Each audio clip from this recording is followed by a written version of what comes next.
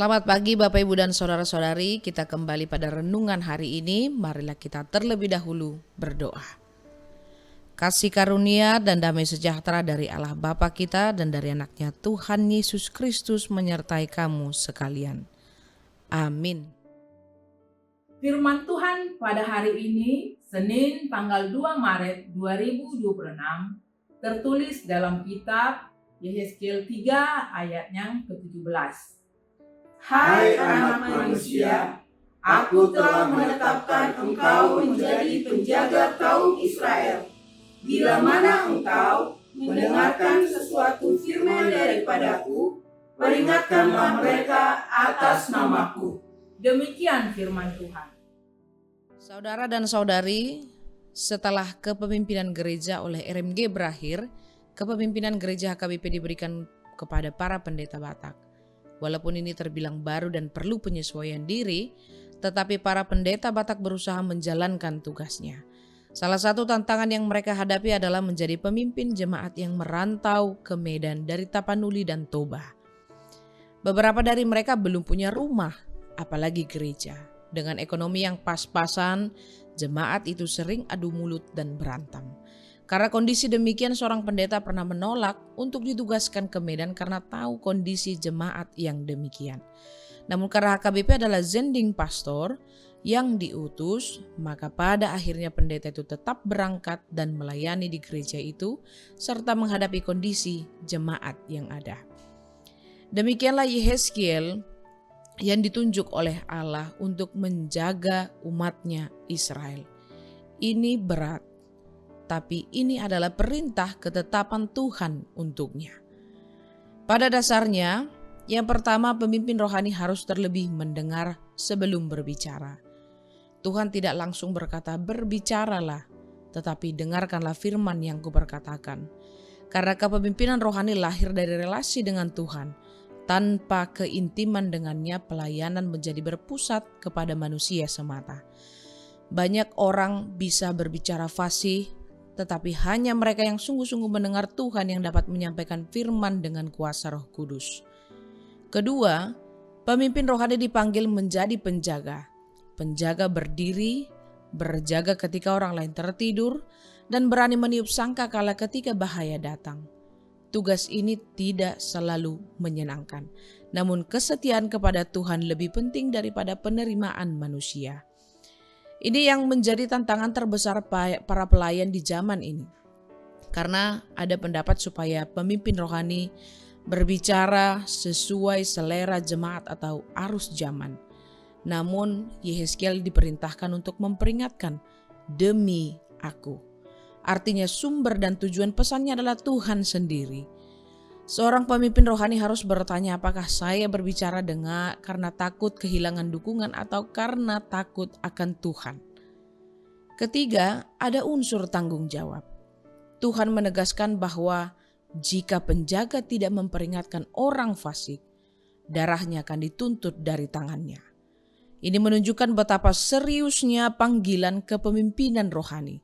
Pelayanan bukan sekadar karena keberadaan dan status kita saja, tetapi itu adalah bagian dari keilahian Tuhan yang dititipkan dan dipesankan untuk Anda dan saya agar dilakukan. Maka jangan lalai mendengar suara Tuhan serta melakukannya.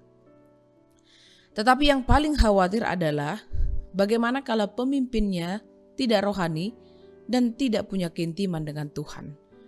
Tentu saja dengan kerohanian kita, maka kita akan memberikan kritikan atas perbuatannya dengan mengoreksi agar apapun yang kita lakukan berpusat kepada Tuhan dan bukan kepada manusia. Karena yang harus dimuliakan adalah Tuhan sendiri. Namun apabila jemaatnya tidak mau mendengarkan teguran yang disampaikan pimpinan rohaninya, maka ia juga layak dikritik dan dikoreksi supaya kembali ke jalan yang benar. Maka siapapun yang ditegur dan merasa ditegur melalui firman Tuhan, baiklah ia mendengar dan bertobat demi nama Tuhan. Amin, mari kita berdoa. Bapa di dalam sorga, kami mengucap syukur atas firman-Mu pada hari ini, yang membekali kehidupan kami sebagai orang-orang yang percaya. Walaupun Tuhan telah memilih pemimpin-pemimpin rohani di dunia ini yang bersama-sama dengan kami, para penatua, para pendeta, dan para pelayan-Mu di tengah-tengah gereja-Mu, Bapa di dalam sorga, tetapi kami juga percaya bahwa Tuhan juga menitipkan pelayanan-pelayanan yang mulia bagi setiap orang yang hidup di dunia ini.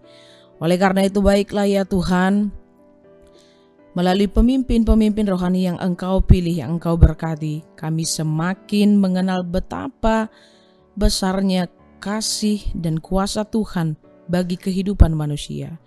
Dan biarlah setiap orang boleh belajar melalui kehidupan kami masing-masing, melalui lingkungan kami, melalui pembelajaran firman Tuhan, supaya kami semakin hari semakin teguh beriman kepada Tuhan, percaya kepada Allah, dan juga melakukan segenap yang baik yang Tuhan perintahkan untuk kami lakukan sebagai orang percaya. Bapa di dalam sorga, kami bersyukur hari ini kepada saudara-saudari kami yang bersuka cita merayakan ulang tahun dan ulang tahun pernikahan mereka.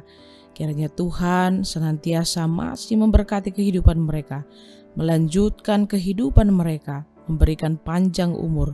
Kiranya sukacita dan damai daripada Tuhan melingkupi kehidupan mereka senantiasa.